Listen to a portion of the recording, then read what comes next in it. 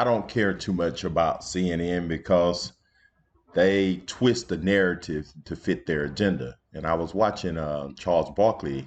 They interviewed Charles Barkley there on CNN. And Charles Barkley is not a Trump supporter, but he always tells the truth. I even look back on some clips that he was on Oprah show, him and Michael Jordan, and it was really funny because the guy just tells the truth, whatever is on his heart. So this is a few clips here from the Oprah show. So check this out. Who's the wiser? I know when to eat, when not to eat. I think the difference is he might be wiser, but I'm willing to take more chances. In terms of? Well, I'll challenge people if I think they're wrong. I don't ever worry about controversy and what other people think of me. You know, I'm always trying to get to the next place. And I'm willing to take that chance. But there's always half the people gonna like you and half of them not. But the half that dislike you, they just dislike you because their life suck. You know. Wise, very wise. Very wise. I don't ever want him to think I'm just hanging out with him. So, like my other friends, they think I'm just there to pay the bill every night. Yeah. And his friends too. I can tell you, they expect him to grab the check. Yeah. Once you get a certain amount of money, you're famous. No matter who you are and what they family. just assume that you're gonna grab the bill all the time. Yeah. Especially black folks. you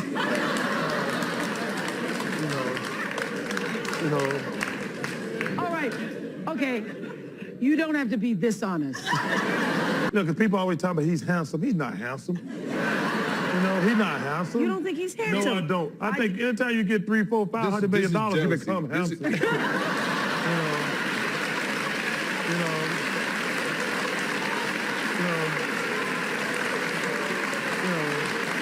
But then if I get the rest of the guys laughing at him, he'll always bring the winner thing up. How many rings you got? He always throws that up at me. I mean, I wasn't lucky enough to play with Scottie Pippen. Are you like his... You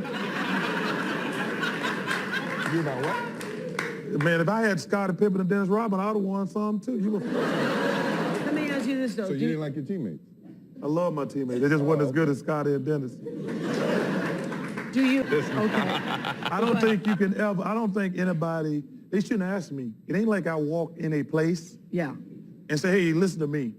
They were coming to me, asking me questions, and I'm gonna always be honest. And that's the only thing I've always hated about the press. I says, wait a minute, I didn't come to your house and ask you questions. You came to me and asked me a question, and I was honest. Now you pissed, you know.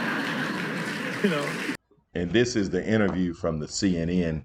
And a lot of people don't like him. I'm pretty sure we'll get a lot of negative comments about Charles Barkley, but I really believe he speaks what's on his mind. And that's probably why a lot of people don't like him. But check out this interview and tell me what you think.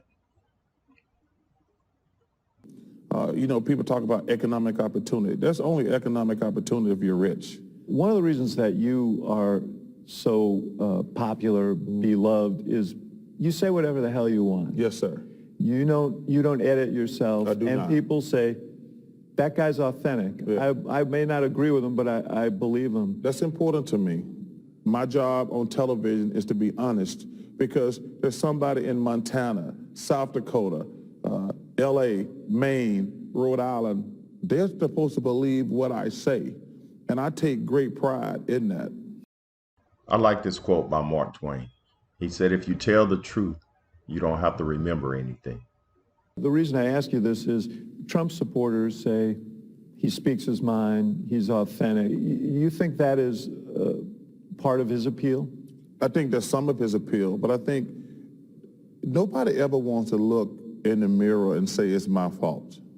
I think he reached a demographic that won't look in the mirror and says my life sucks because of me. Then he came right after President Obama, and there were some people like, wow, we got a black president. They're not happy with that. And I think it was just a perfect storm. And listen, I never talk bad about the president. I'm gonna be factual.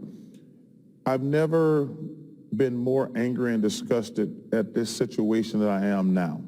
This turmoil every single day, the tweeting, the hiring and firing. Like, dude, I'm blessed and you are too. Like, it really ain't gonna have a big effect on our life. But I actually have humanity. I want everybody to have a good life. I want everybody to have a good job. I want their kids to go to school. I want their kids to be safe. I want everybody to have economic opportunity. And I want to make sure we don't forget about DACA, our public schools. I don't want to forget about those poor people in Puerto Rico either.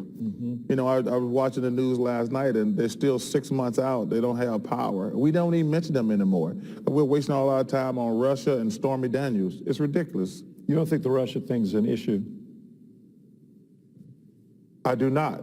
I think it's probably true that they got, but I'm pretty sure in every election, state, local, national, somebody can get some dirt on somebody if they wanted to. What good Isn't that a concern, though? What's the end game? Is my question. Is he going to get? Is he going to lose his job? Is he going to be impeached? First of all, I want to make it clear. I don't want Russia interfering in our election, and I'm pretty sure they did. And we just wasted. So you think it's a distraction? It's definitely a distraction. We have spent the last year talking about Russia every single day. Now we got Stormy. Now we got another girl. And I'm sitting here saying, when are we actually going to help the people?